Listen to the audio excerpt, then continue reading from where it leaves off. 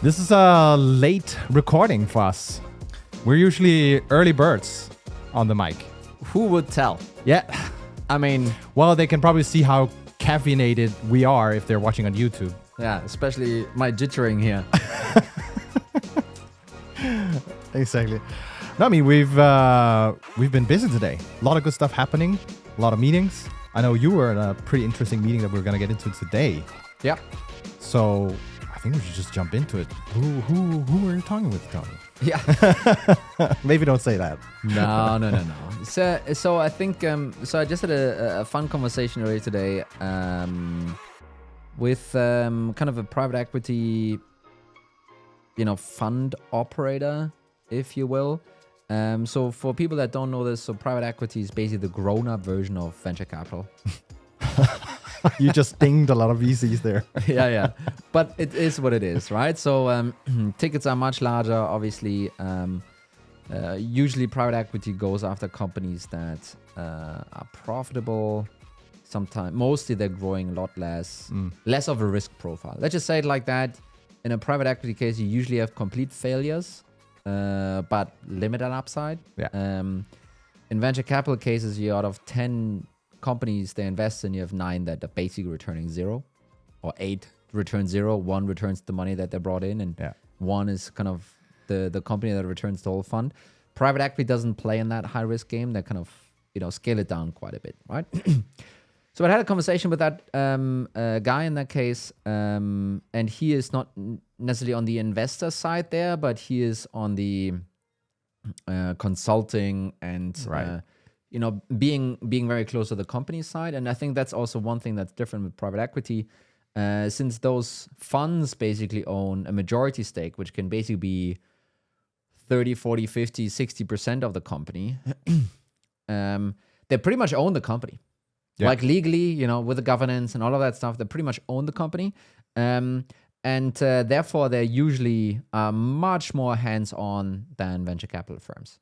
So when someone is, an operator from the private equity side, they will, there's some governance pieces that obviously need to be kind of, kept in place. But they can basically, be part of your management team and get very, very hands-on. Stuff that we from the VC side, if you have a VC person starting to operate, okay, this thing is fucked, In a private equity sense, it's less so. Yeah. So anyway, kind of I chatted with him, and obviously we were talking about some of the Growblocks topics, but basically kind of we were joking around, and I said, well, Q1 is about to be over, and obviously everyone hits Q1. Yeah. And he's like, yep, everyone hits Q1. Congratulations.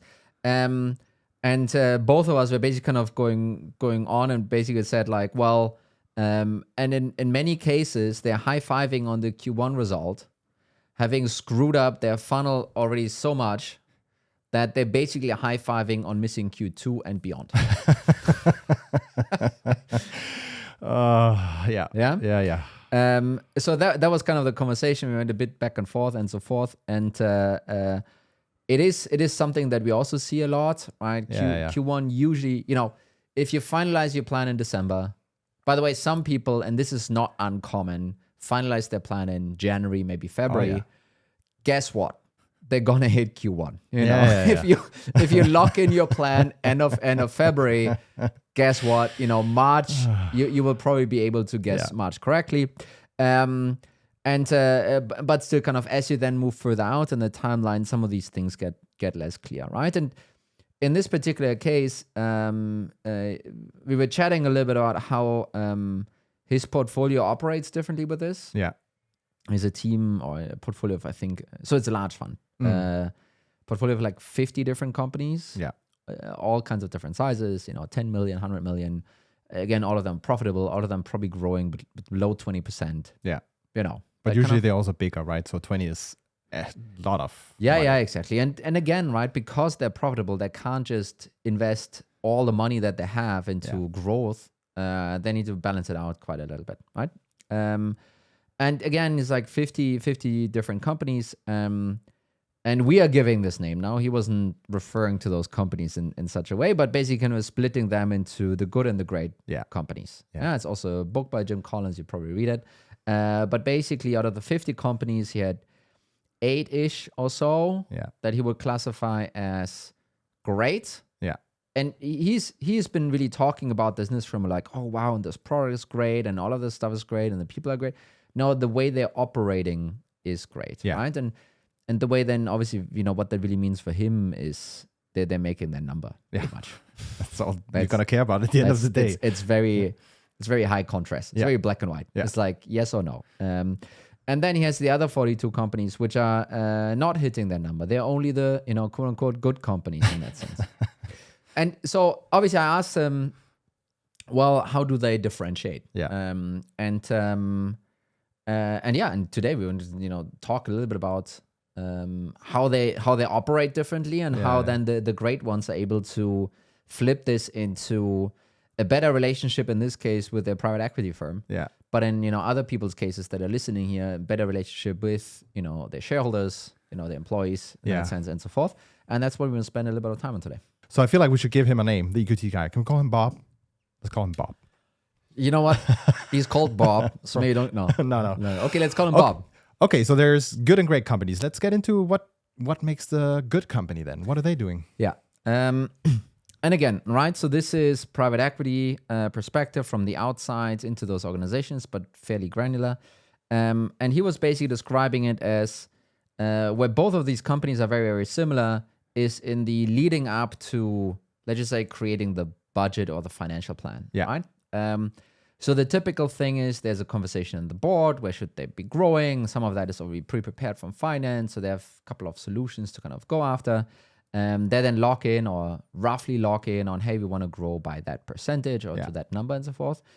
Then there's usually, kind of an executive strategy offsite where they go and try and figure out, well, how are we actually going to do that, right? They, to a degree, come up a little bit with the go-to-market strategy or what's the strategy for next year. And that includes a little bit, I feel we can grow more in this region, we can do more there, we can do more here, and so forth, right? And the strategy then is being, let's just say it's codified into a financial plan, into a budget. Yeah. Because that's really important, especially in a private equity case. They own your company. Yeah. Well, it's not your company actually anymore. They own the company around you, and they want to make sure that you're a good steward. And in order to ensure that, they want to have the budget in place and so forth, right? So you're going to create this budget based on where the board wants to take this and where the executive team, they want to kind of drive the strategy towards, right? So you basically will have costs allocated in a specific region for, or maybe in a function and so forth, right? That's usually kind of how this whole stuff breaks down. And then, January 1 comes and that's the budget and that's what they're kind of executing. They're hiring the people, they're spending the money and so forth. And those are also the companies, just like the great ones, that are hitting Q1, right? But at the end of Q1, because it's a financial plan, they basically will be able to say that, in January, February, and March, we were supposed to get in so much revenue. And maybe they can break it a little bit apart and how much of that was renewals, how much of that is new biz, and so forth. But basically what they know at the end of March is that high five, fantastic, we are a fantastic team. We hit the Q1 number. And that really means revenue in that sense. And obviously this is where, Bob and I, as we call him, we were like, but obviously, they don't really actually know whether or not they're on track for Q2. No.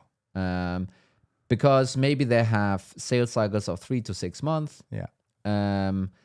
And in order to hit whatever goal they have coming after, they actually need to create the pipeline and the meetings and the leads and the traffic and, all of those different regions.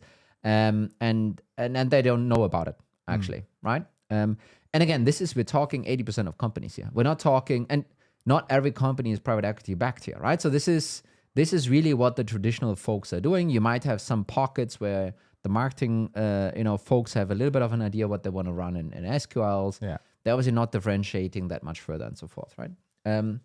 So what is now different to the great companies though, right? So again, the great companies do the same thing. There's the sport thing, there's the executive offsite, there's the financial plan. But then, see there, they are basically taking this financial plan into one further step. Yeah. Basically creating a go-to-market plan. Yeah. Yeah. Which we kind of talked about also in a previous episode, the plan no one makes. We were talking about this a lot. Yeah. So, because we care about it. Yeah, we care important. about it. And it's just so funny talking to the PE guy here on how he kind of sees that actually being applied in reality, right? And obviously then the go-to-market plan works backwards from the revenue targets basically that they have, right? Yeah. And I don't want to talk too much about the planning piece as such, right? I think we covered this. But at the end of the day, if you have, based on your go-to-market strategy, if you want to go more into the US and you want to see more revenue coming out of that, you need to have an idea how long before that. You obviously need to have your opportunities in place and how many SQLs you need and all of that stuff, right? Basically planning out the funnel. Yeah. How are you going to create the pipeline? How are you gonna kind of get to this revenue thing in the end? And since they now have some metrics for the funnel split into the different regions, split into maybe the different revenue streams, right? Inbound, outbound, referral, partners, whatever. You then basically are also at the end of Q1. You're also high-fiving because you also hit, obviously, Q1 target. But now you're in a position where you know whether or not you hit the funnel metrics that you wanted to hit in order then to prepare Q2, Q3, Q4, right? And, the scenario that then we kind of talked into the easy stuff. The simple stuff is, okay, now we know we're like off by 2 opportunities there. We need to do something about it. It's kind of the trying and fixing approach. Yeah. And it's super important. Talked a little bit, I think, also in last episode, a little bit about how some of the 100 million plus companies are doing this really successfully, yada, yada. What was really interesting with him from his perspective to talk about, let's just say, a replanning. Yeah. Yeah. And I think in a Growblocks world, we would actually call it kind of continuous GTM replanning. Yeah. Right. Because there's fresh data coming in, things working out, things aren't working out. And that at some point goes beyond the seeing an issue and trying to fix it perspective. Yeah. I think it's also super important if you have mapped out the funnel metrics, you have some that are earlier to someone becoming a customer. You can see once things start sliding and acted. So, no, exactly. And I think kind of when we kind of talked about the ZP earlier today was also, funnily enough, almost all assumptions. Yeah.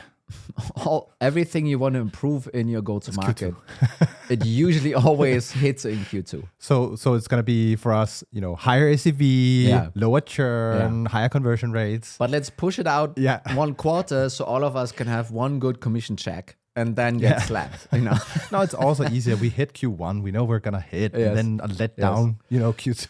So, and also, let's just say, and, we're making fun of this, but we've all been guilty of this. Yeah, totally. But basically, even if you have an assumption plan for Q1, and you miss it, it's like, we're just a month late. Yeah. It's going to happen in April. Sure. So, but, that was kind of one of these things here. But we were basically talking about how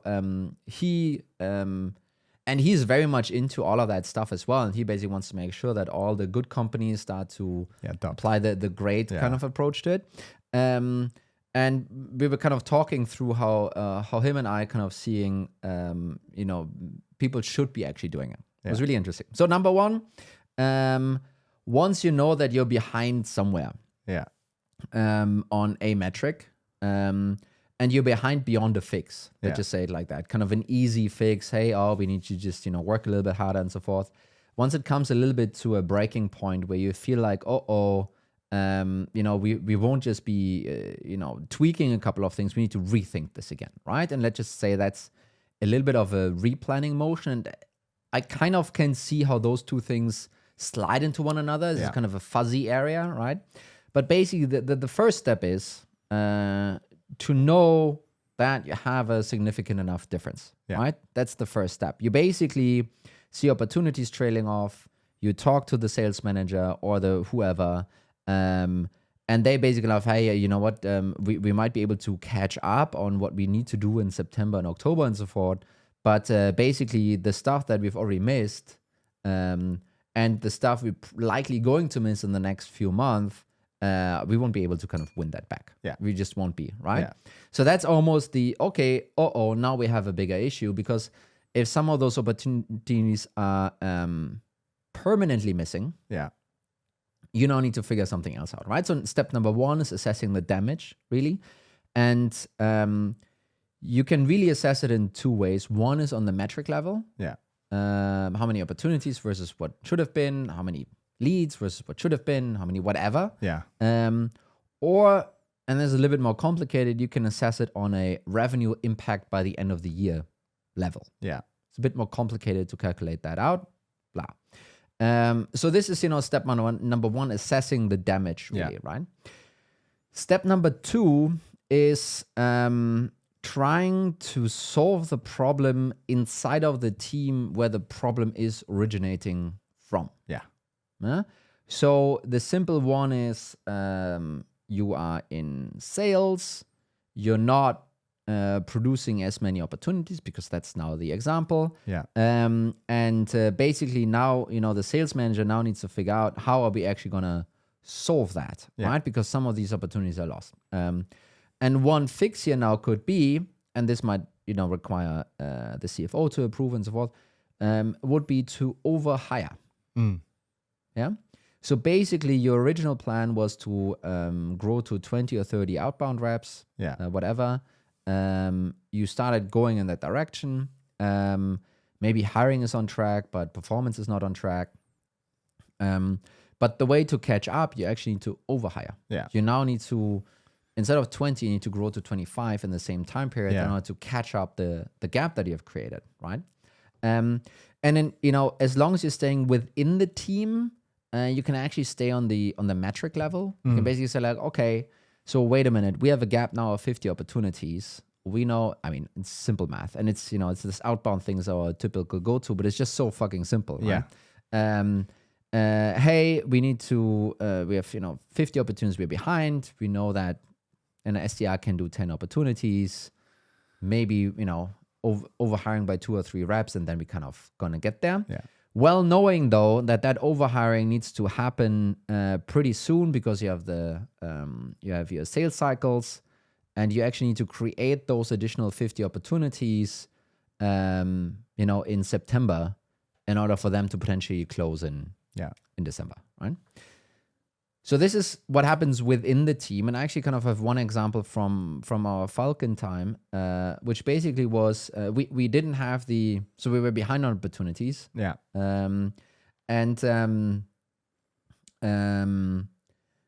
The problem wasn't. The problem is always performance, right? But the problem really actually wasn't performance per rep. So all of that was working out. It was, we were managing it pretty well. But we basically were behind on hiring. Again, it's a thing that a lot of people run into. Yeah. But in this example, pretty interesting. So I was sitting down with the talent attraction team, and hire faster. Yeah, with a German accent. Schneller. Yeah. Wow, this was awkward. Yeah. Let's edit see. it out. Edit it out. So the thing is now I sit there and. It's not my team. I can't. No. I can only kind of apply a little bit of pressure, and hey, this is really important, and otherwise we miss target, and that has consequences. Yeah. And they were like, "Oh, okay, cool, Tony. Thanks for adding some pressure. And now we can sleep worse at night, but it's not going to change anything." And they were obviously right about it. Basically, what we then discussed and debated was like, well, why aren't you able to hire more? And it's like, well, we have those. Recruiters, and they're at max, and they're getting what they should be producing in terms of headcount per recruit and stuff like that. I was like, well, but I'm basically missing I don't know, 25, no, probably like $100,000 per SDR being delayed. Yeah, something like that, something crazy. I actually was like $15,000 per month per SDR. Yeah. And we were talking about like 5 SDRs that were delayed. Yeah. Boom. That money. calculates quickly. And then I was like, well, just for 1 month being delayed, I can just buy you a recruiter. I don't care. It's out of my budget. Yeah, that's gonna, suck, but I'm also not paying those 5 SDRs. Yeah. So basically I have money left over. Yeah. So we ended up from our customer acquisition cost budget hiring an extra recruiter in order to then overhire and fix that problem potentially, right? And this is an example of solving the problem within the team. Yes, I gave money to recruitment in order to kind of fix some of that, but basically it helped us to create more opportunities for then eventually hit by the end of the year. But it wasn't going outside the team to marketing and saying, hey, we need double the opportunity in DACH or anything like that to compensate the gap. So that's what Bob and I discussed is the third step, actually. Good setup. Good setup, Mikkel. So basically kind of once you kind of leave the in-team thing, I advise heavily, and Bob and I would kind of discuss the same thing here. But basically, once you go outside of the team, you need to start leaving the metric piece behind. How many opportunities are you behind? And you start, quote unquote, pricing it in. You need to say, well, this opportunity gap is resulting in X amount of a revenue gap. The reason is that those opportunities are not interchangeable across teams, right? The outbound opportunities will generate, they will convert in a specific way, in a specific time, and for a specific amount of money. And that might be different from your marketing opportunities. And for example, in marketing, they usually go faster through the funnel. So really, you actually have more time now. You could create an opportunity in October, November with marketing and it could still hit. Right? So you can't just take one for one in that case. And again, marketing might not even think in opportunities. Maybe they're thinking SQL, so they're thinking something else. So really what you now want to do is you want to have a revenue impact, and maybe this is €1 million or something like that. And then you actually want to, again, number one is still, okay, out of the million, how much can that team that created the issue fix themselves? Maybe a little bit, maybe nothing. But then still you need to go out and almost tender around who can chip in on the million, right? And that now becomes not a sales management conversation. This becomes now a go-to-market team conversation. And here then again, right, you would basically kind of be approaching this with marketing eyes. It's like, okay, what could we do to find another $1 million? And since our CAC payback is 15 months, that might actually translate to $1.2, $1.3 million that marketing could get in order to produce $1 million by the end of the year. And I can tell you, folks, once you post that question like that in a go-to-market executive leadership team meeting, hands will go up pretty quickly. Because basically you're now moving. It's not only, hey, can I have more out of you or something like that. This now becomes here's a sizable amount of cash that I have because it's now open. I want to give it to you, and I can give it to someone. and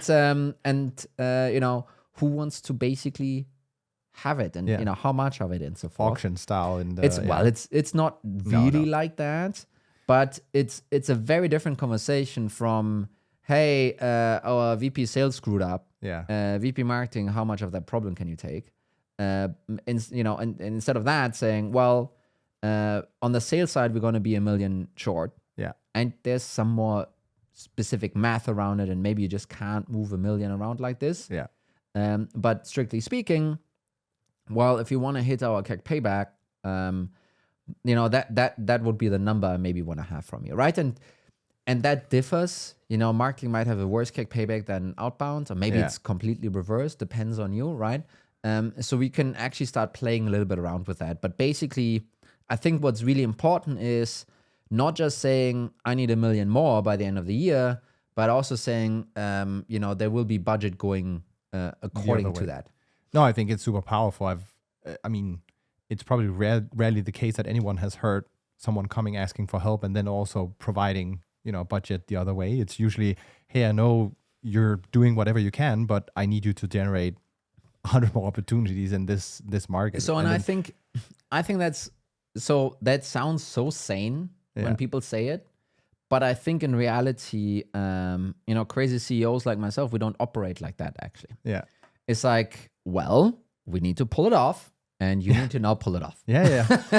No, but it's also a matter of you've set some target and budgets, and usually you even want to stretch those a bit. So, asking for, hey, can we just do 10% more to make up for the gap? That's still tough, right? No, exactly. And I think if you counterbalance that with additional budget, then it's not as much of a, now I need to figure out what not to do or spend, but it's actually, okay, we have this on top, so we could go to this conference or pull this thing off. So I think.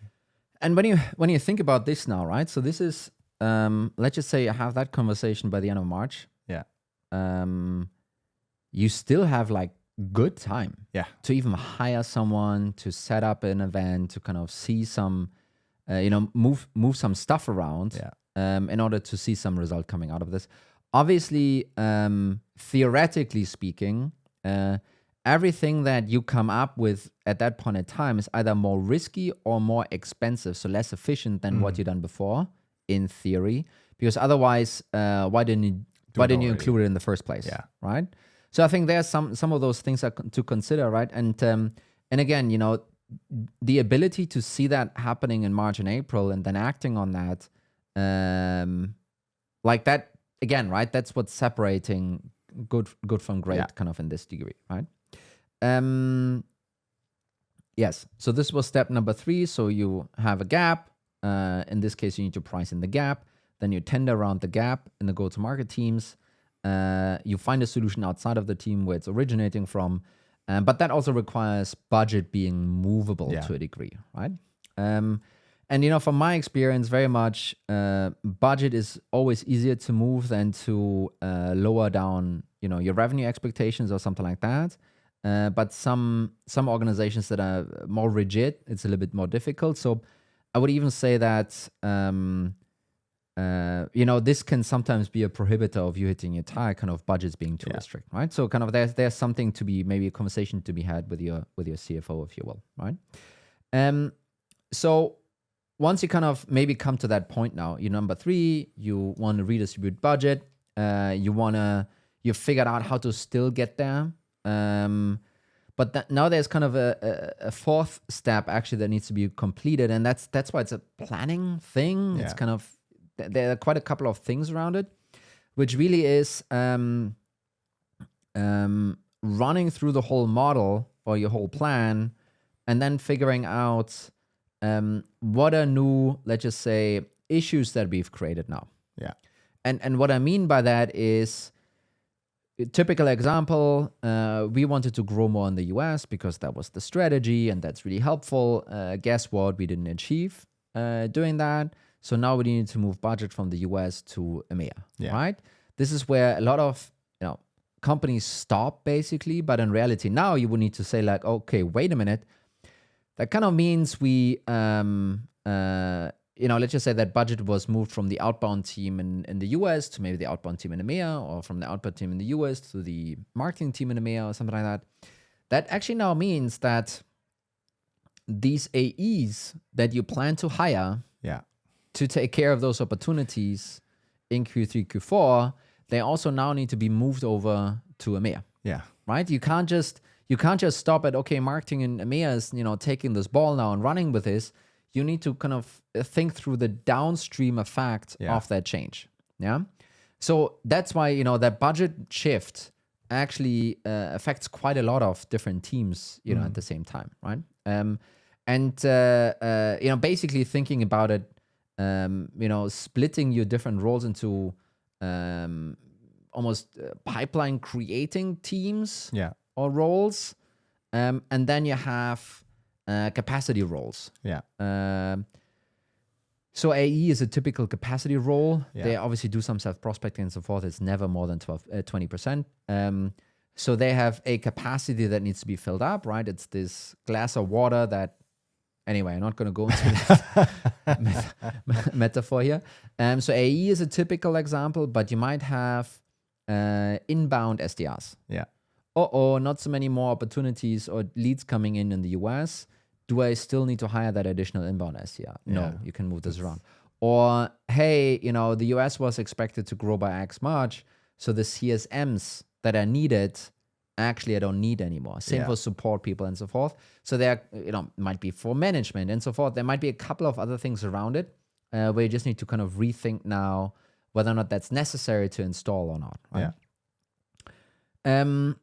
And at this point, everything is still PG, everything is still great. At the last point though is kind of moving on to the fifth one here, actually, which is a little bit funny, potentially. Let's see how it lands.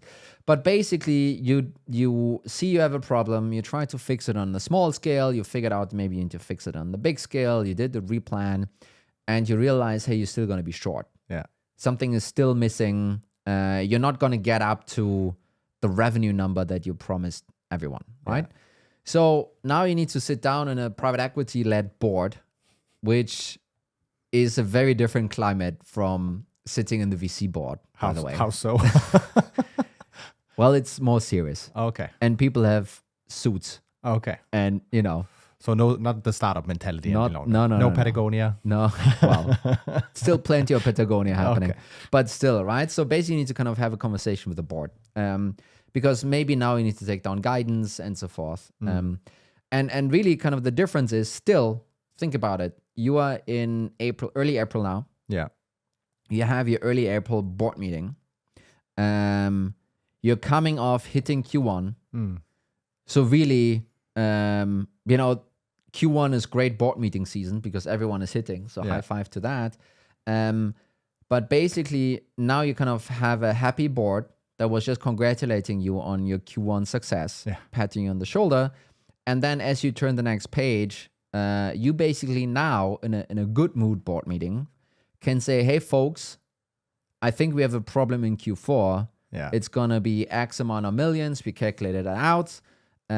We, want to do so much catch up in sales in order kind of to slim the gap.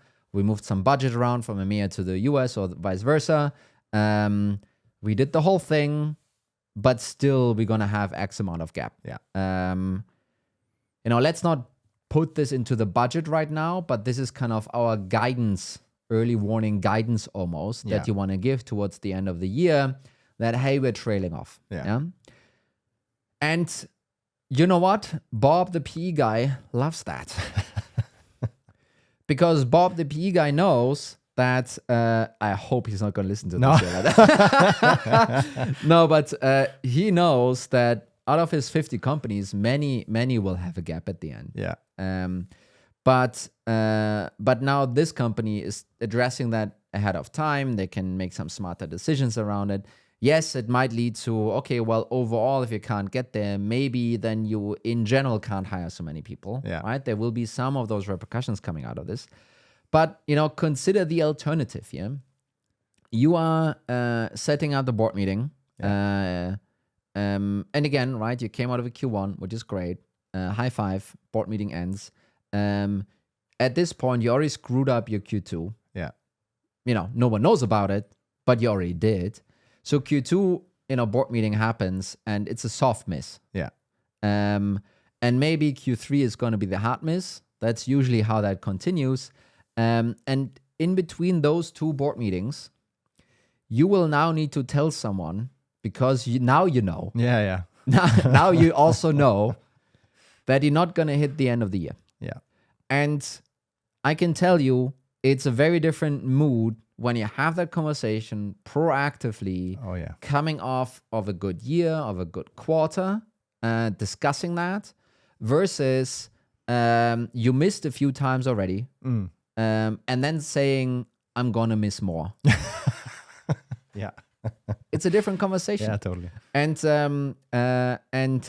also, especially, in this private equity case, but in general in board, setups, people will be less forgiving at that point, right? Yeah. And it's also a thing of like confidence to get right, and maybe there's almost like a CEO message here, potentially also for CFOs, but it's almost like if you have missed already without warning a couple of times, and then you give warning for more misses, it's like, are you going to tell us the full story? Yeah. I mean, how many more surprises are we going to have by the end of the year? Right? Yeah. And I think you're just in such a better position to course correct, replan, and so forth. If you address that at the right amount of time, at the right point in time, actually. So I guess what we're really saying is check your Q2 pipeline now. Yes. Check it now. I mean, we were considering to start the episode with like, hey, everyone, high five to Q1. But 90% of you already messed up Q2. Yeah. Which probably is very much true. Actually. You can still fix it, though. You have time. Well, Q2 is going to be difficult now. But at least you know about it. No, but I mean, I'm not sure how we're doing on time, actually. No, I think we're also coming about to an end. But, there you go. I got to say, Bob, he sounds like a smart guy. Bob is a very smart guy. I hope he's happy with the name, like the cover name we chose for him. I don't know. I think he's going to be fine. So, but generally speaking, to wrap it up, right? So we spent a little bit of time here talking about how everyone hits Q1. Yeah. How there's a difference, though, between good and great companies. Yeah. And that especially from a private equity perspective. The great companies, again, is maybe the 10, 20%. It's the few ones. But basically, they're going beyond just the financial planning, budgeting procedure. They're going into actually kind of funnel planning, go-to-market planning that they then operationalize. And sure, there's the monitoring and fixing stuff, but really when it comes to a bigger problem, they go through basically a 5-step process. One is assessing the damage, either in opportunities or metrics, or revenue.